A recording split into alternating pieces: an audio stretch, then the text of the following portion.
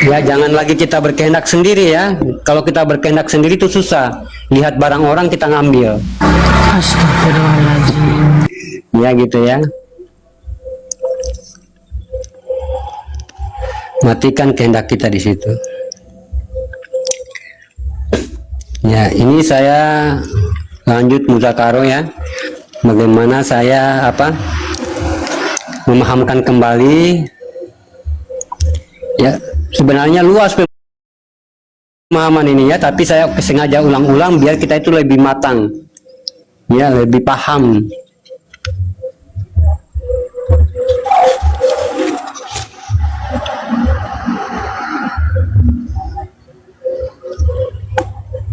Ya, lebih paham. Ini saya sedikit menyampaikan tentang bagaimana ya, kadang-kadang ada lagi yang bertanya di sini ya. Coba ulangi apa itu di Wadi Mani Manikam. Ini saya menerangkan ini sudah 4 kali loh ya. Sudah 4 kali ini. Saya menerangkan ini sudah 4 kali. Itu coba yang ditanya ditulis ya, siapkan buku sama pena. Ya, sudah 4 kali ini.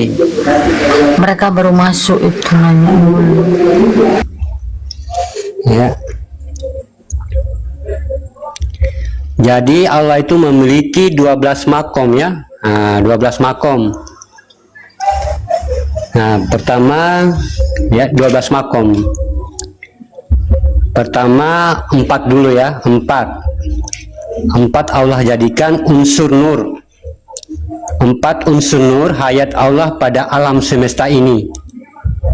Nah, ini kepada wujud umul. Ya, umul diri adalah dikatakan nur ya. Lalu apa yang dikatakan 4 unsur nur ini? Nah, ini ada nur, Nurullah, Nur Muhammad, dan Nur Hak Allah ya. 4 unsur nur. Nur, Nurullah, Nur Muhammad, dan Nur Hak Allah. 4 ini sahabat beriman adalah semua asal usulnya hayat ya, asal usulnya kehidupan ya, asal usulnya hayat Allah pada diri yang dikatakan awal atau dikatakan awal ruhani itu terjadi. Jadi ruhani ini terjadi karena ada 4 nur ya, ada 4 unsur sehingga ruh ini terjadi. Nah ya, makanya nur ini dikatakan ruhnya nur ya. Ruhnya apa? Nur ini dikatakannya ruhnya ruh ya. Nur ini adalah ruhnya ruh. Kalau nggak ada nur, nggak bakalan ada nur, nggak bakalan ada ruh ya. Kalau nur nggak ada, itu ruhnya nggak ada ya.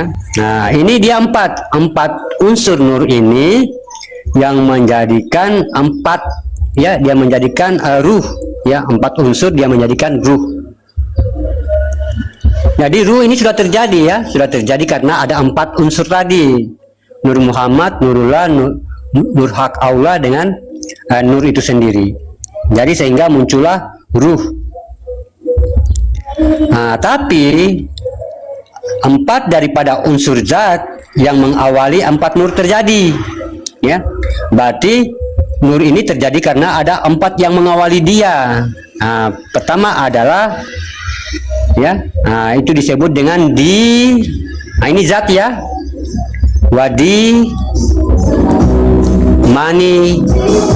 Manikam. Terjadinya di Wadi Manikam sehingga terjadilah 4 nur ini. Terjadilah 4 nur ini sehingga terjadinya ruh itu ya. Inilah yang dihakikatkan kepada suatu kodrat yang diwasilakan menjadi Robil Alamin. Oh, berarti itu Robil Alaminnya. Itu sudah ya. Jadi semua membuat bertuhan kepada Allah ya, dalam hukum basmalah yang ditimpakan pada maujudnya, yaitu rahmatan fil alamin Muhammad Rasulullah Sallallahu Alaihi Wasallam. Ini yang dikatakan ruh azoma, ya, ruh azoma.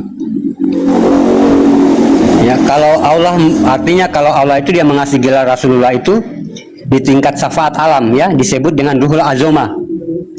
Makanya dia dikatakan sumber, ya, sumber awal terjadinya hidup. Itu ya. Lalu mana ruhul azoma itu?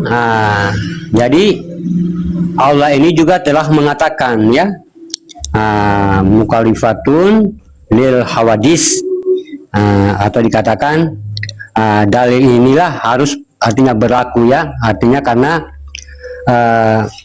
semua dalil itu adalah kebenaran bagiku. Jadi perlu kita pahami, ya, mana dikatakan mukalafatun lil hawadis. Kenapa Allah menjadikan semuanya dalam perbedaan, ya? Kita tidak memiliki sama, ya, asal usul, ya, karena kodrat ini adalah kodrat tajalli Allah, ya, dalam makom Muhammad berupa pada Adam. Mana yang dikatakan di wadi mani-manikam tadi? Di mana letak makom dan kemana wujud makom? Inilah yang dikatakan asal usul daripada nur, ya, asal usul daripada nur yang empat itu adalah zat yang empat. Maka ini posisinya yaitu alam, ya, petunjuk terhubungnya yaitu pada syahadat, pada sholat isya dia, ya, sholat isya. Yang sholat isya ini yang dimakomkan kepada isaro. Isya itu isaro. Isaro, ya, di wadi mani-manikam. Nah, dalam hal ini sahabat beriman kita harus tahu asal usul penciptaan rahmannya Allah ini adalah dari empat kodrat zat tersebut. Ini yang menjadi pegangan, yaitu mim, ha, mim, dal, dibaca Muhammad. Nah, empat ini, mim, ha, mim, dal ini, ya, kalau dalam hukum hijaiyah dia adalah di wadi manikam, ya. Itu dalam hukum hijaiyah.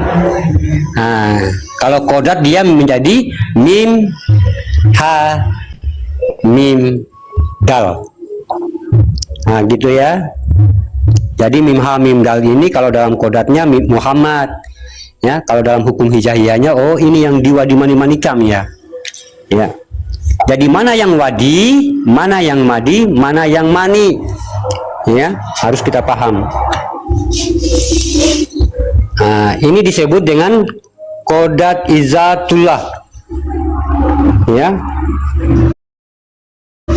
kodrat izatullah. Izatullah ini yang disebut dengan kunal. Kunal, ya, kunal ini adalah zat yang dikodratkan kepada alam. Yang dikodratkan kepada alam, sahabat beriman. Saya berpindah dulu karena baterai saya lowbat.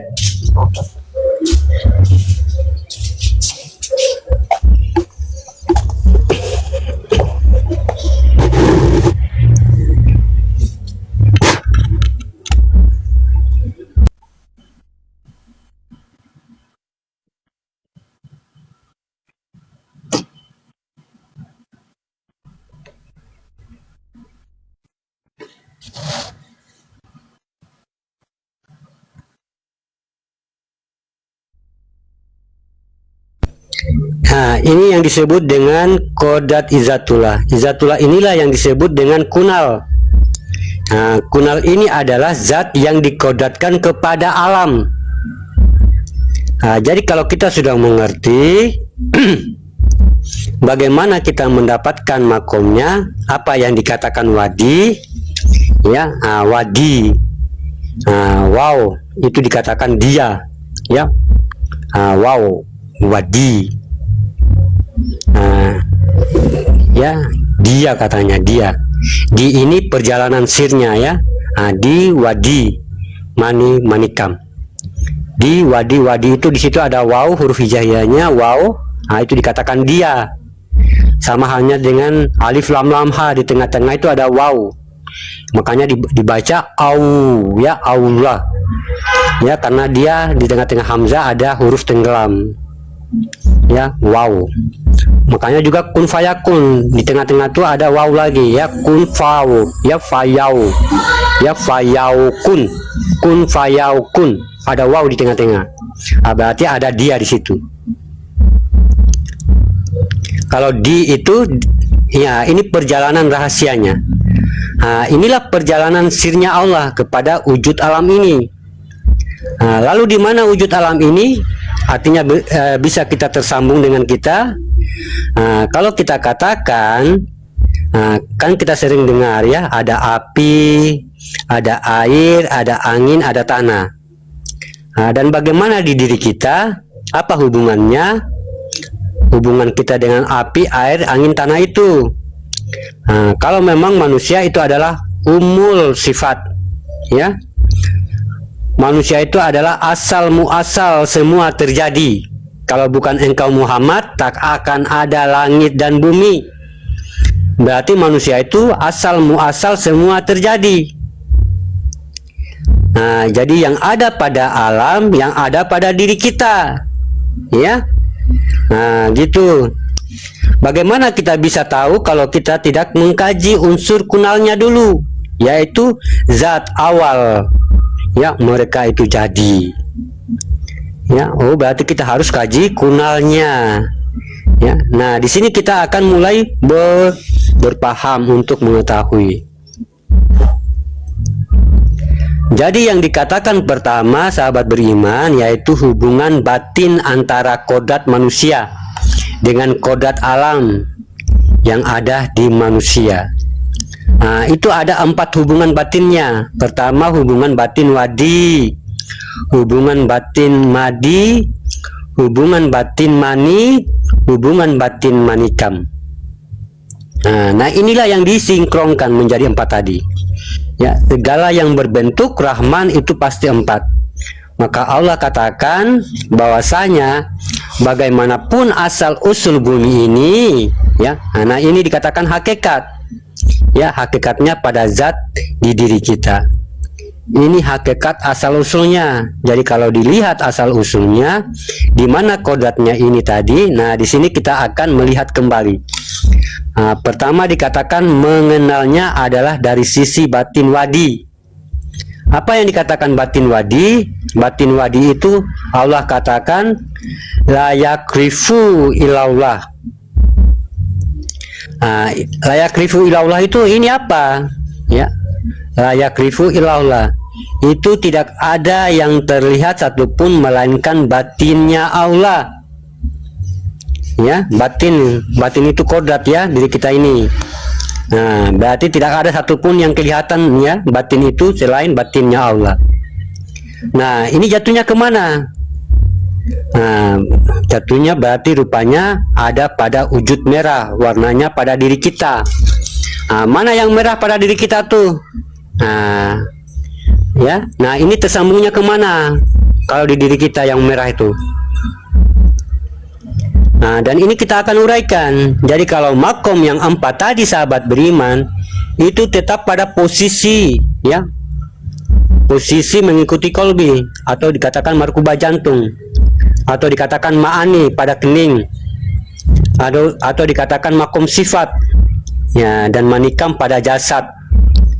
Jadi tetap dia mengikuti 3, ya, 4 kodrat tersebut. Tapi bagaimana dengan wujudnya? Wujud daripada itu disinilah yang dikatakan kalau dia disebut wadi tadi, ini kembali kepada unsur zat. Unsur zat inilah yang dikatakan sifat jadu Muhammad tul jaduma. Ya, jadul Muhammad tul jaduma illallahu. Jadi kalau dikatakan zat ini adalah awal penciptaan Allah. Makanya Jibril bertanya kepada Allah, ya. umat apa yang pertama kau ciptakan ya Allah? Allah menjawab apa? Allah menjawab, atul kodatin fil nurin. Pertama aku hanya menjadikan nur. Nah, inilah nur atau dikatakan hayat. Nah, ini pertama yang dia ciptakan. Ya, dia ciptakan itu nur. Jadi semuanya itu nur, tidak ada satupun melainkan nur semata.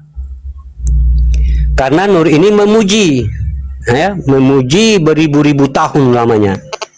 Maka disinilah kita mendapatkan suatu asma dari Allah.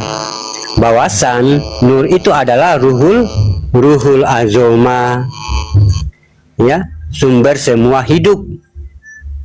Itulah yang dikatakan dengan sifat wadi, ya. Nah, jadi kalau kita lihat lagi apa wujud merah pada bumi ini, nah inilah yang dikatakan asal usul, ya, asal wujud daripada sebuah kodat, yaitu pada wujud langit. Nah, wujud langit itu disebut dengan sudut laya arifu ilallah. Nah, jadi kalau umpamanya hakikat daripada penciptaan awal adalah wadi, berarti wujudnya adalah merah. Makanya sore hari itu kita sering melihat di ufuk langit itu, di ufuk barat ada warna merah kalau sore-sore itu. Nah, itulah adalah wujud laya arifu ilallah, ya, yang merah dalam diri, yang merah pada alam. Nah, itulah sir, ya, atau rahasia batin pertama asal usul daripada kejadian langit. Nah, makanya kalau kita larikan ke diri kita, ini sifatnya bersifat pada kulit kita, ya. Nah, ini juga dalam bentuk perwujudan asal usul langit dan bumi, ya. Nah, jadi inilah yang dikatakan zat awal, ya. Jadinya yaitu pada diri kita adalah kulit daging. Kulit dan daging inilah dikatakan zat wadi atau batin wadi, ya. Nah, makanya dari setetes air itu, air kehidupan, ya, dia menjadi darah, menjadi kulit, ya, menjadi daging, ya, daging, tentulah ada kulit.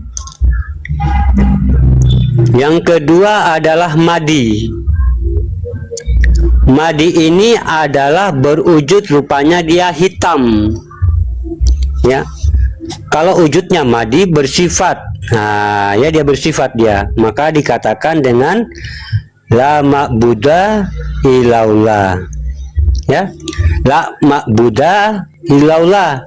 Nah, itu sifat daripada kodat sifat alam, itu adalah rupanya juga dia berwarna merah, tapi kodatnya tetap namanya api. Nah, ini nur sifat, ya. Nah, ini nur sifat bagi Allah. Jadi kalau kita tahu seperti itu, atau dikatakan madi itu kodatnya, dia berkodat bukan merah tapi berkodat pada hitam. Jadi kalau dia diri kita, nah, jadi kalau dia diri kita lama Buddha ilallah, pada posisi air, berarti kita sifat air, ya. Inilah sifat menyembah bagi dia, ya, tempat seluruh alam. Bagaimana kita artinya penyembahan itu dilaksanakan oleh artinya alam kepada Allah melalui diri kita, ya.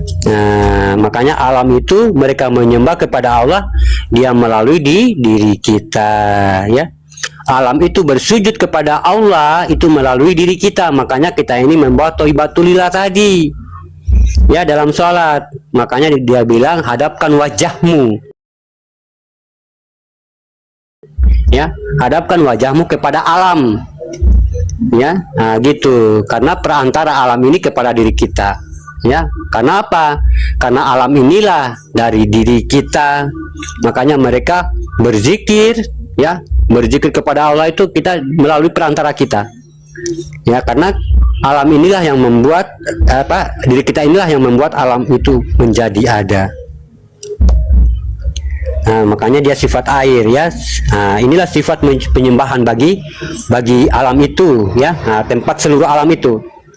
Bagaimana dia artinya menyembah itu dilaksanakan oleh alam kepada Allah melalui perantara diri kita.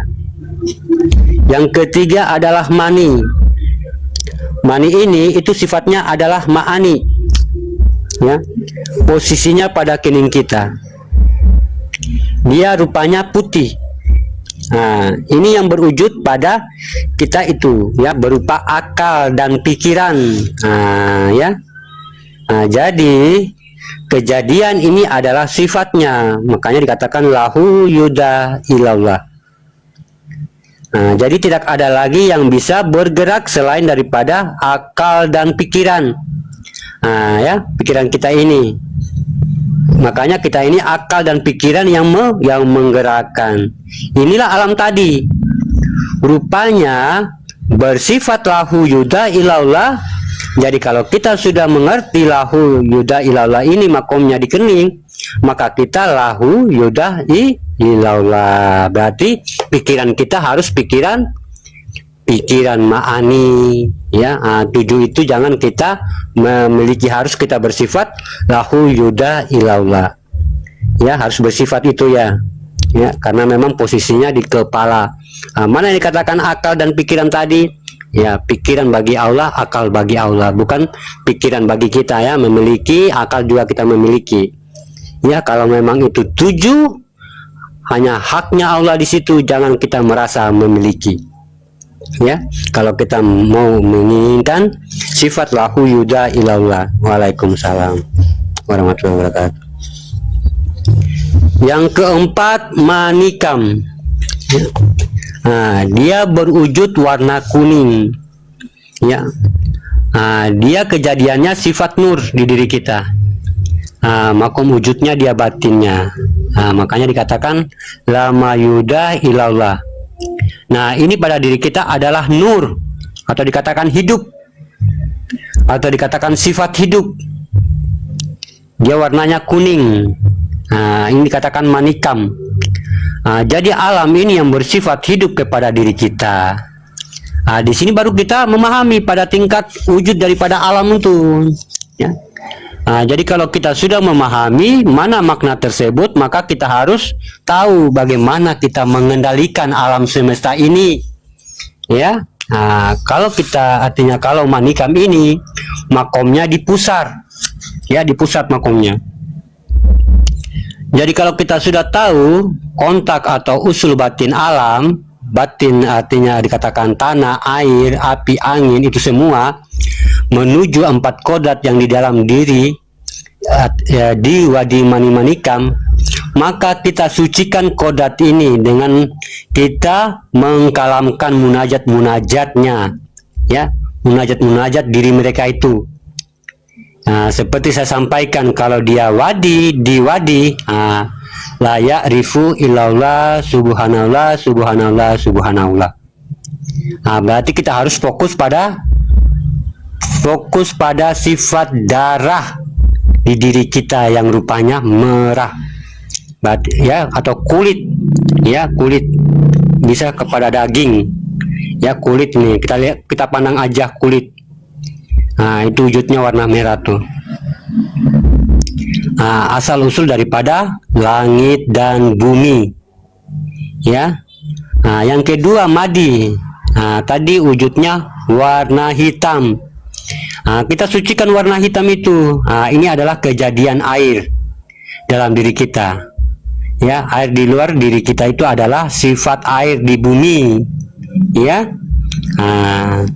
Yang ketiga itu mani. Insya Allah dengan kekuatan zikir mensucikan kodrat-kodrat alam pada diri kita ini, itu ditujukan cahayanya berwarna putih, itu mani, yaitu menuju akal dan pikiran kita ya. Mudah-mudahan pikiran saya ini bagus. Yang keempat baru manikam. Yang 3 tadi lahu yuda ilallah ya. Baru 4 manikam. Manikam ini warnanya kuning. Jadi kita sucikan warna kuning itu. Ini yang mengarah kepada pusar kita Makanya la yarifu ilallah, subhanallah, subhanallah, subhanallah. Ya, la ma'buda ilallah, subhanallah, subhanallah, la yuda ilallah, la ma'yuda ilallah. Tujuannya apa? Biar kita kalam-kalamkan ini, ya.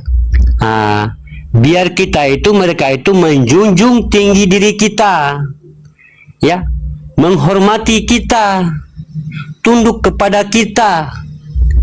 Biar kita tidak lagi susah cari rezeki. Mereka itu kan alam itu kan menyediakan kebutuhan manusia, ya. Jangan kita mencari alam, tapi alam tunduk kepada kita. Alam itu apa? Alam itu apa isinya? Alam itu ada pohon, ada serangga-serangga yang kecil-kecil, ada macam-macam isinya, ya. Itu alam yang dikatakan ruh, itu alam, ya. Makanya batu itu hidup, dia tidak mati itu batu tuh, air itu hidup semua, ya. Ya, tanah itu hidup, angin itu hidup, semua hidup. Pohon-pohon yang di alam semesta ini itu hidup, tidak ada yang mati. Itu mereka hidup dengan ruh. Makanya ruh itu tingkatannya alam. Kalau kita ini bukan ruh, ya, hidup bukan pakai ruh, ya. Kita hidup bukan pakai ruh. Kalau ruh itu hidupnya kepada alam. Makanya dengan kita mendawamkan zikir ini, ya, itu biar alam semesta ini tunduk taat kepada kita, ya. Jangan kita dipermainkan sama alam terus. Kadang-kadang kita dipermainkan nasib kita, ya. Artinya alam semesta ini udah nggak menghargai kita dah, ya.